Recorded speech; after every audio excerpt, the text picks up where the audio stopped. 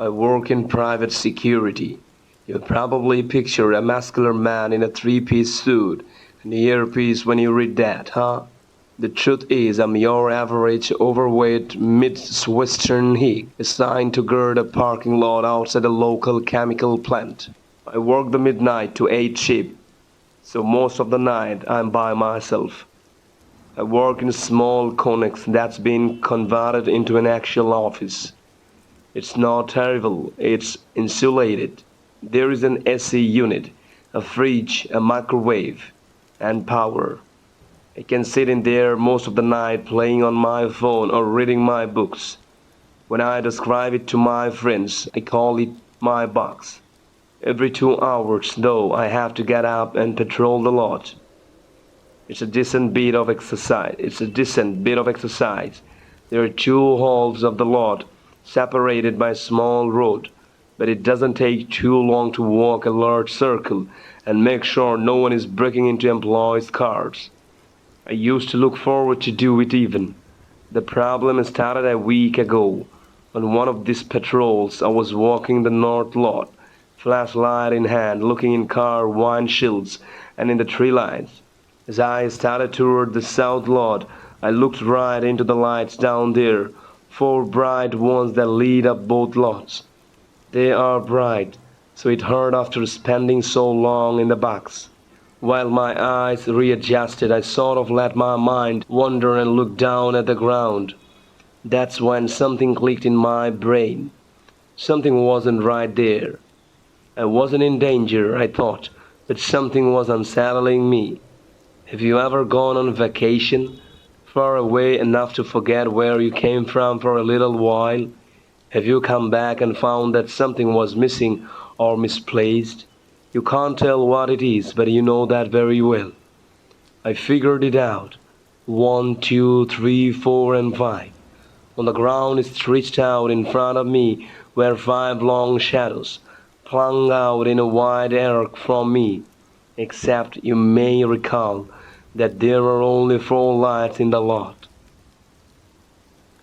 The fifth shadow, stretching out directly in front of me, seemed to stare back at me just as hard as I stared at it. I looked over my shoulder, trying to figure out if perhaps a stray light from the chemical plant was causing it. It was 4 in the morning. The only lights on in the plant are on the other side, where the crews are working on cleaning and maintaining equipment. The shadow had moved. I don't know how, I don't know when, but I swear on anything I own that when I turned back around, the angle had changed, as if whatever was casting the shadow had changed positions. My walk back to the box was uneventful, with the shadow in front of me the whole time. I almost walked into a car a couple of times trying to keep my eyes on it, but I made it, cracked open the door just wide enough for me to shimmy inside, and locked the door behind me. It's dark in my box, with only the 4 windows to illuminate the space. I have my flashlight to light up the desk if I need get something, and my phone to fiddle with, so I never needed the overhead lights. That night I turned them on and I immediately felt better. In the brightly lighted room, I looked around and thankfully the only shadow in the isolated room was the one cast directly beneath me from the only light in the room. 1 man and 1 shadow, just as nature intended. It's been a week. I still have to patrol every 2 hours. I still have to walk the lot. I still have to pass under the lights. And I still see that things.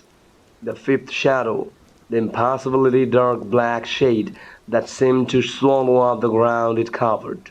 It followed me every time I left the box, down every row of cars, across both lots, even to the potter zone, like a loyal dog on my heels. Not that the thought has gotten any easier, but I have felt less concerned with it each passing day. I know that as soon as I get back to my box, with the door locked and the lights on, the shadow won't bother me anymore. It was like an unspoken rule between us. Maybe that's how I got careless. Thought we were playing a fair game. thought perhaps we might just coexist. But I guess that last part's true. When I got back to the box, I realized that I left the door open. I guess I didn't shut it all the way when I left because it was wide open when I walked back up the gravel path to it. The doorway was dark, which unnerved me because I know I left the lights on when I left. I turned on my flashlight and shot the beam into the box. Empty. Nothing but my chair, my desk, and my dark box. Everything was empty. I bolted for the door. I don't know what possessed me just then, but I knew I needed to get inside as quickly as possible. It was no longer the unsettling feeling of something being out of place. I was in danger. As I ran, I moved the beam of the light to my feet. Some primal thought in my head resonated that if I severed my 5 shadows from my feet, I could possibly outrun them. I was stupid, I know, but in my defense, I think I was out of my mind at this point. As soon as I crossed the threshold, I slammed the door behind me and locked the deadbolt and stared at the window. Nothing. An empty gravel lot with a couple of carts in it, just like always. I felt like a child again, running from a dark room to escape some imaginary monster or demon in the middle of the night. Still I was safe and back in my box. I reached across the room to flick the light switch. It wouldn't budge. No give it at all. I almost didn't want to look. Somehow, I knew what was happening. I'd seen enough horror movies to know where this was going.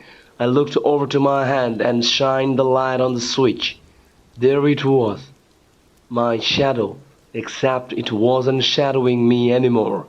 It was pressing the opposite side of the switch, refusing to let me turn the bright lights back on. I'm sitting in my chair now, writing this, think very closely. The light of my phone is kind of soothing now that I think about it very deeply. But the battery is getting low. You always hear about stories like this, where the main character does something heroic to get themselves out of the situation they find themselves in. But that's not me. I'm just your average overweight Midwestern hike, sitting in my dark box with my dying phone and my extra shadow reading over my shoulder. I took a wrong turn and found a town that's not in any map. I wish I hadn't stopped. It started as a simple road trip. I had a few days off work and decided to drive across the state to visit an old friend. The plan was to take the Sin Road, avoid the interstates, and enjoy the open road. I had my GPS set, snacks packed, and a playlist ready. It was supposed to be a relaxing drive, but somewhere along the way I took a wrong turn. And that's when everything changed. I had been driving for hours when my GPS started acting up. The screen flickered, and the route kept recalculating. Frustrated, I pulled over to the side of the road to reset it. I was in the middle of nowhere, surrounded by dense woods and the occasional farmhouse. The sun was beginning to burn and set it out, casting long shadows over the road. After fiddling with the GPS for a few minutes, it finally seemed to be working again. It rerouted me down a narrow, winding road that I didn't remember seeing on the map. But I trusted the technology more than my own sense of direction, so I followed it. The road grew narrower and the trees thicker as it drove on. The sunlight faded and a thick fog began to roll in, reducing visibility to just a few feet in front of my car. I turned on my headlights and slowed down, hoping I would find a way back to the main road soon. After what felt like an eternity, the fog lifted slightly, revealing an old rusted sign by the side of the road. Welcome to the Ravenwood. I had never heard of the place, and a quick glance at my GPS showed no record of it. Still, the idea of a small town where I could get my bearings and maybe ask for directions was appealing. I drove into Ravenwood and immediately felt a chill run down my spine. The town looked like it had been abandoned for years. The buildings were old and decaying, windows boarded up or broken. Weeds grew through the cracks in the pavement, and there wasn't a single car or a person in sight. I parked my car in front of what used to be a diner and got out. The air was cold and damp. The silence was almost deafening. I decided to check the dinner first, hoping to find someone who could tell me where I was and how to get back on track. The road to the diner creaked loudly as I pushed it open. Inside it was dark and musty. The tables and chairs were covered in a thick layer of dust, and the smell of mold hung in the air. I called out, but there was no response. The place was empty. As I stood there, contemplating my next move, I heard a sound behind me. I turned around, but there was no one there. Just the empty street and the fog slowly creeping back in. My heart was racing now. Something was very wrong with this place. I walked back to my car, the feeling of being watched growing stronger with each step. I decided to leave Ravenwood and find another route. But as I reached for the car door, I noticed something that made my blood run cold. My car tires were slashed. Panic set in. I was stranded in an abandoned town with no way out.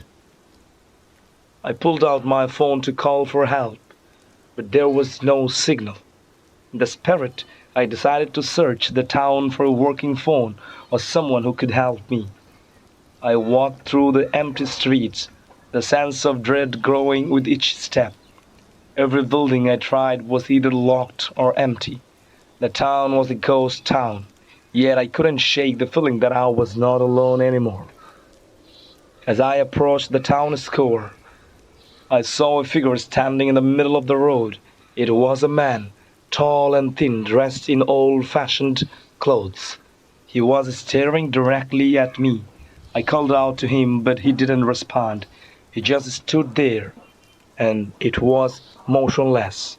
I approached cautiously, my heart pounding in my chest. When I was about 10 feet away, the man turned and walked down an alleyway. I hesitated for a moment before deciding to follow him. He was the first sign of life I had seen, and I needed answers.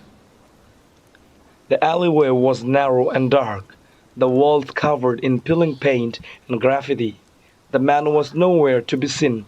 As I walked deeper into the alley, I heard whispers all around me, faint and indistinct. I spun around, but there was no one there. My footsteps echoed in the narrow space, and the whispers grew louder.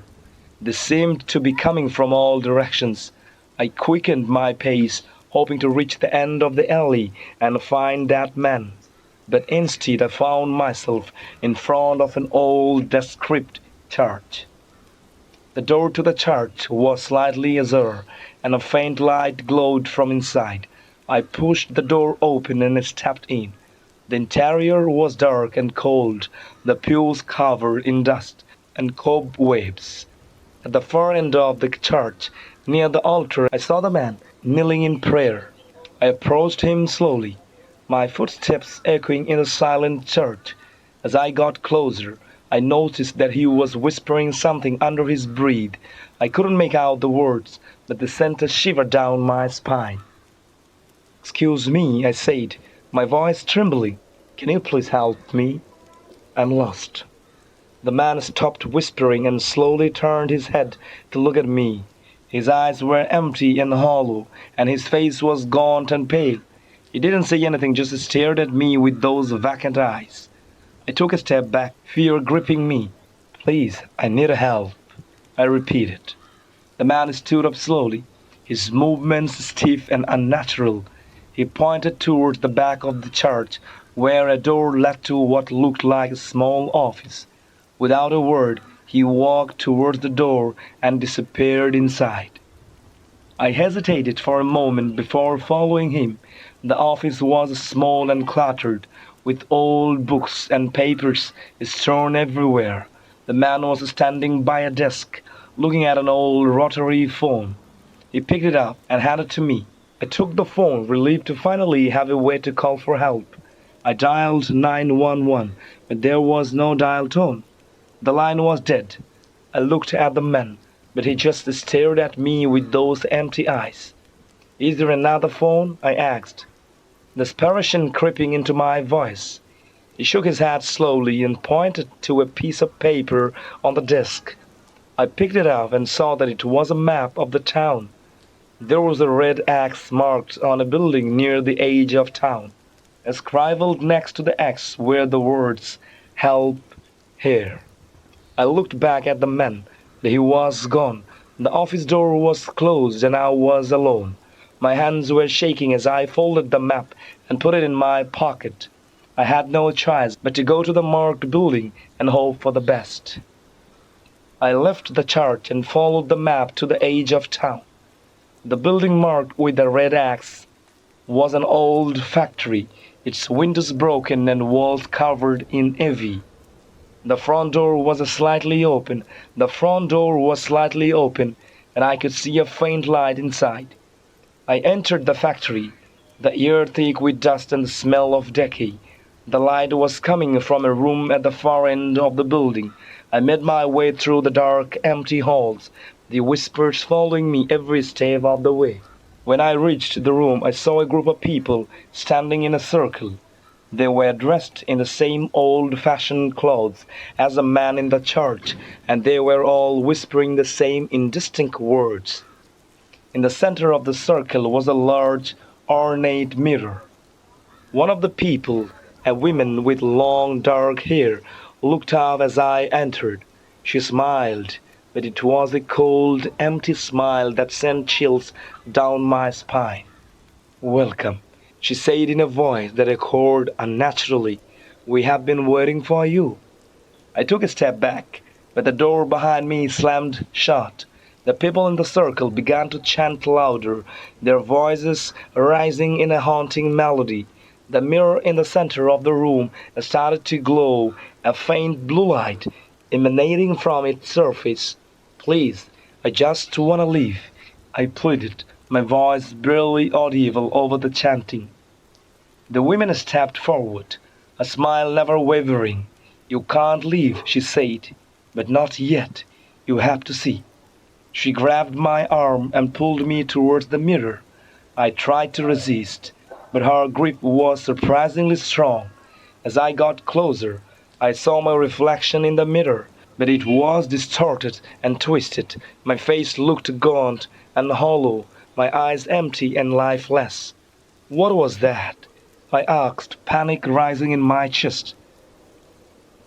The woman leaned in close, her breath cold against my ear. "This is the truth," she whispered. "This is who you are." I tried to pull away, but the chanting grew louder and the mirror's light intensified. I felt a cold, dark presence envelop me and my vision started to blur. The last thing I saw before everything went black was my reflection in the mirror, smiling back at me with that same empty, hollow smile. When I woke up, I was lying on the side of the road, my car parked nearby. The sun was rising, and the fog had lifted. I scrambled to my feet, my heart pounding.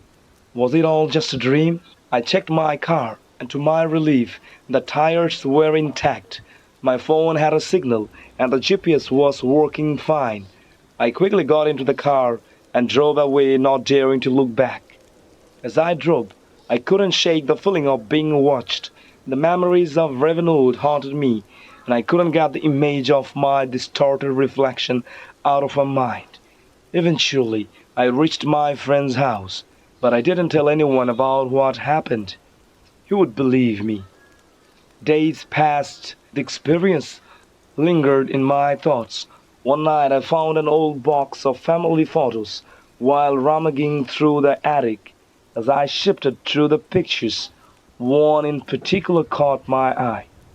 It was a sepia-tone photograph of a small town that looked eerily familiar. In the background, I could see a sign that read Revenued. In the foreground stood a group of people dressed in old-fashioned clothes, their faces hauntingly vacant. My heart nearly stopped when I recognized one of the faces. It was the woman from the factory, her cold, empty smile unmistakable. Standing next to her with the same hollow eyes was a younger version of the man from the church. And there, in the middle of the group, was a boy with a familiar face. It was me. I dropped the photo, my hands trembling.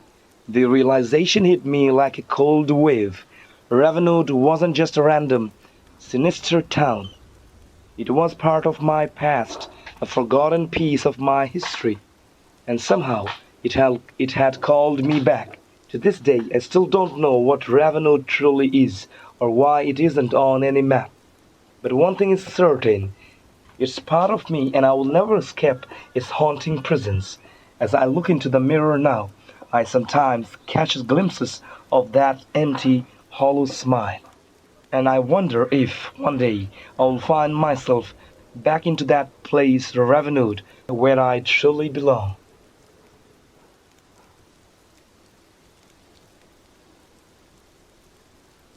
Something is seriously wrong in my town. I live on the outer edge of a small plains area farming town. Not many people, not many things to do, but it works great since the oil place I work and it has closed in very recent times. Tonight at about 9 p.m., I got a voicemail from the country reverse 911 that generally scared me. Not a tornado warning or any kind of severe weather alert like it usually is. It was something else entirely. The automated message transcription my phone made said, "A message from country police. Go indoors and do not go outside. Close and lock all doors and windows. Shut all blinds. There is a threat to your safety. Do not interact with anyone on your property that you do not know. If you are traveling, do not return home. This is not a test. There is a threat to your safety." This message made me instantly get that "oh shit" sinking feeling in my stomach. Imagining for 10 seconds what could possibly be outside was scary enough that I did close and lock everything. About 30 minutes later, the power cut, and the only thing alive was the rapid beeping of the UPS system. I hooked to my satellite modem and the green glow of the modem's power light. I whipped out the giant-ass flashlight the police officer friend Jim gave me and went to reset the breaker. The breaker didn't pop. Everything was set exactly as it's supposed to be. That's when I realized it might not just be my house that no power. I have zero cell service, and the only remaining things with any power were my flashlight, the modem, the battery system, small battery-powered lantern I found, and my laptop. Only things with batteries. I made the real blood decision to peek outside the blinds towards the rest of town to see if there was anything lit up out there. Why not?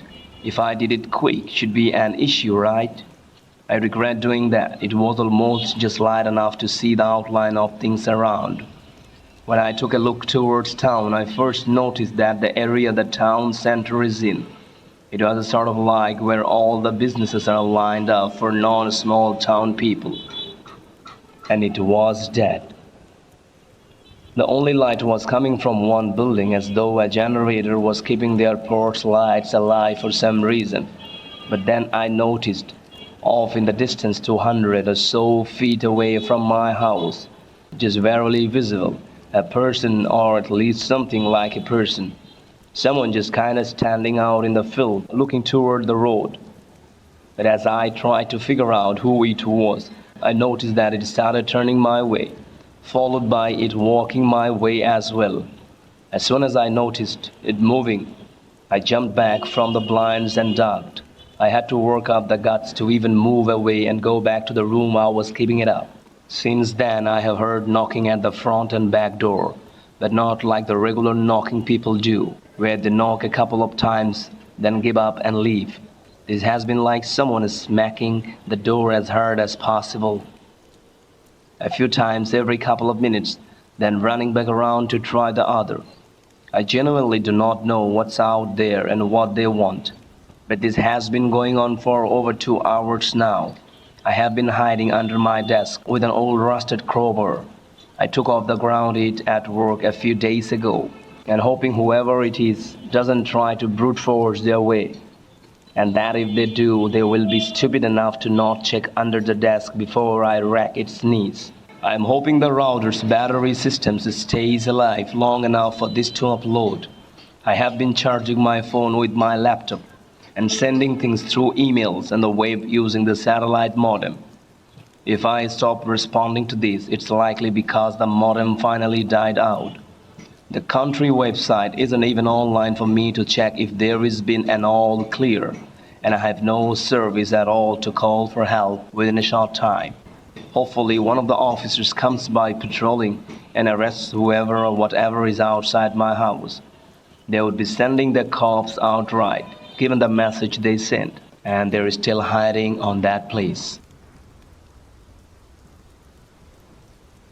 Okay, I have a pretty interesting story.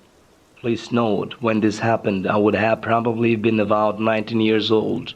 I'm from Australia and I used to work at a 24/7 rural patrol station in a small town called Burham. It's on the Murray River, and if you don't know, there are quite a lot of spooky stories around the river. If you ask any local, they'll have a story to tell about this. Anyway, when I started the job, I was told not to mind the shadows that you may see that picked up on the security cameras. As these cameras were constantly recording, you could watch the cameras on a small TV behind the counter. My boss said that they come and go around the petrol pumps, and sometimes the lights would go out over the pumps. He said to ignore it, and if you want, you can stay in the back room until a customer walks in. When I asked why, what are they, in the most Aussie way possible, he goes, because they aren't customers, they aren't your friends, and fucked out shit happens if you acknowledge them. With this, I started my first graveyard shift. Lucky for me, they had put someone else on the shift with me because I was really new, but that didn't prepare me for that night. It got to about 2 a.m. in the morning before things started to get weird. Every now and then the fridge lights would flicker, or the radio go in and out of static.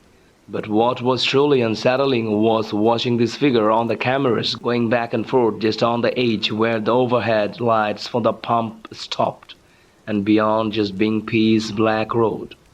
The other worker, his name was Tony, could also see it and seemed to try and ignore it. It felt like he was trying to not seem spooked for my sake. Bless you, Tony. What was strange was that when car headlights shone onto the road where the figure was passing, it just vanished, confirming that it wasn't physical. When the owner of the car finished filling up and came to the counter to pay, I tried my hardest not to look like I would just seen a ghost. But what the man said to me next just tipped me over that night.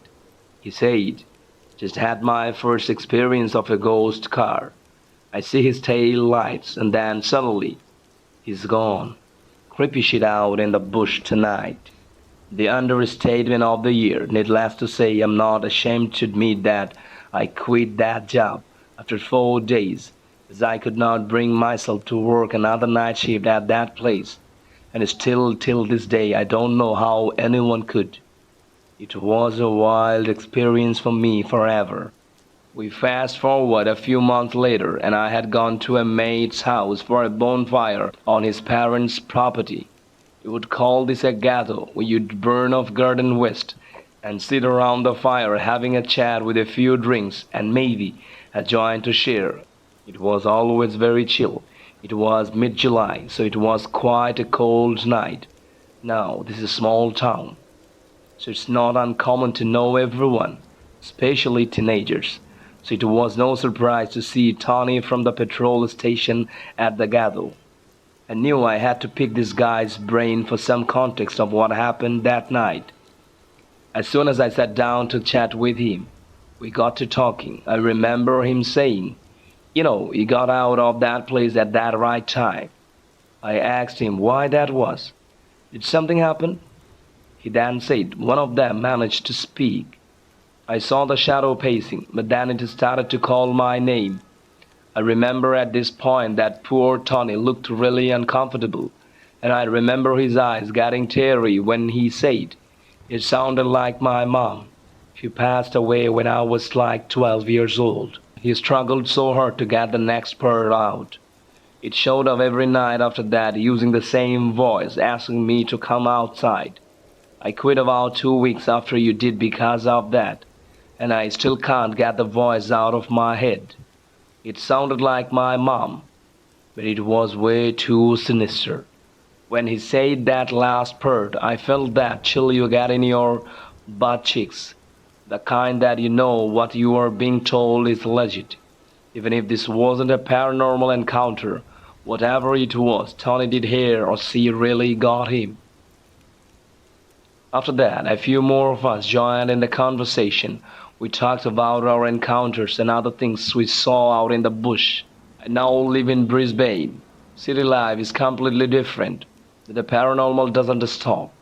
Ever since that night, I have had a huge interest in the paranormal, and I started to find tools for skeptical thinking. I learned pretty quickly that most of the time, paranormal activity can definitely be explained. But I do have a few more stories of encounters, and I have had that I cannot explain to this thing. But I cannot explain that things to you. But Burham will forever be the most haunted place I have ever lived. I'm convinced that the land is haunted there, and I'm going back right now there in winter, back to the petrol station to see if I can capture this encounter once again.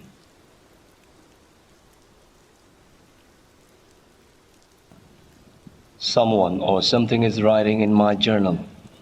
I have always struggled to express my feelings, always been the type of guy to hold them in, bottle them up until they burst out all at once. I don't know why, I just was. I wasn't a lonely kid, and my parents made it clear to me that if I ever needed to talk, they were there. I never took them up on the offer. I just preferred to keep to myself. This method of containment had worked out until around the start of secondary school. Pardon my Britishness, where the stresses of school, worsened by the influx of hormones all teenagers suffer from, became too much to handle. I would lash out at friends and family when all they were doing was trying to help. So to try and combat this issue, at the beginning of the year, fueled by a particularly strong case of New Year motivation, I grabbed myself a journal on Amazon. I allowed myself to spend a little extra. If I was going to write in this thing every day, I wanted it to be something nice. A dark green 365-page dated journal was my choice. I ordered it new on next day delivery and waited. At around noon the next day, the 9th of January, my journal arrived. I hacked through the cardboard box with a pair of scissors, ripped open the clear plastic sleeve protecting the journal, and opened it to the first page. I would made a promise to myself that I would write it in it every day, and I intended to keep it. The first few weeks were tough. I would sit staring at a blank page for 30 minutes, scribble the most seemingly profound sentence I could think of, read what I have written and cross it out. I always felt as though I needed to write something that was suitable for the potential audience if it fell into the wrong hands. Nothing too risky, nothing too personal. Just keep it peasy. Today I went for a walk and fed the duck. Yes, that's all you do. The ducks moved across the lake like magical little boats. Come down there, fella. Don't get too ahead of yourself. After those first few weeks, just getting into the routine of writing every day, the ink started to flow. Instead of those banal, sentence long explanations of my day, I started to really write how I felt. Paragraphs and paragraphs of my real thoughts, my real troubles, unfiltered and unedited, writing only for myself. And with this, my mental clarity and general happiness started to improve. The human brain has a tendency to exaggerate. The problems that had seemed unbeatable within the confines of my mind looked a lot more manageable on paper. All was going well until yesterday. I grabbed my pen and sat at the desk I used for my writing and turned to the day's page, only to find it had already been written in. My first reaction saw it as nothing serious. I would probably mistakenly written on this page and just forgotten about it. As I read through the entry, however, my concern began to grow. Writing in my own scholarly handwriting was a description of the day I had just lived. Today I met with Mia for lunch. It was not her real name. We talked about our school, our plans for the future, and general light-hearted nonsense. Afterwards, I came home and watched some football. I have always wondered what the thing was. Then it went off into one of those personal ramblings that I would rather not have published on the internet. How was it possible that I had written this whole page within what must have been the last few hours and had no memory of it? There was no point in suggesting it was an older entry on the wrong day. Me and Mia had never before met outside of school before. Even stranger was how the time was at 12 a.m., several hours after the time at which I was reading it. I closed the journal and went for a walk to try and clear my mind. I went to bed that night with an uncanny feeling in the pit of my stomach. The next day I returned to my desk to write, not intending to let the events of the last day, something my brain had attempted to rationalize as some sort of prank from my parents, discourage me from keeping up my daily writing. I turned to the day's dedicated page. And there it was again. Written in my exact handwriting was something I had no recollection of writing. It was a lot shorter this time, which gave me hope that it could be a misplaced earlier entry. What it said chilled me. Today I walked down to the center after school, went to Waterstones and grabbed a copy of Yellow Face by R.F. Kuang. I didn't realize at that time, but the friend was watching me just out of sight. He's very shy. He wants to meet me soon, and I want to meet him too. What the fuck was this? Sure, I would walk to town and had a look around the Waterstones, but I hadn't seen any friends. Watching me just out of sight, that was what really creeped me out. How could someone have been watching me closely enough to see the book I would bought, but discreetly enough for me not to notice them? The time for this, a few hours before the time at which I was reading it. I had not been at home at that time. The entry was supposedly written, so myself writing it was completely out of the question. After quickly confirming with both of my somewhat puzzled parents that neither of them had written in my journal, I started to ponder what my next action would be. I sat at my desk watching over the book for some time before deciding to check something. Had other pages been written on? I opened to the page for the next day, the day on which I am writing this post, and saw what I had feared the most. Written, still in that sloppy, barely legible handwriting I called my own, was somehow my entry for the next day. Today I attend school. I got home and my parents had gone out for dinner unannounced. Luckily for me, the friend came knocking on my door at 2:12 p.m. He'd been out there watching me for a while, keeping me safe. I let him in and he kept me company. He listened to my problems. We had a lot of fun together. Well, today I did go to school, and I have gotten that much right. And my parents have gone out for dinner, traveled down to London, maybe for some anniversary or something. Should I have told them about the journal? Of course I should have, but I didn't, and here I am. My phone reckons it's 20:32.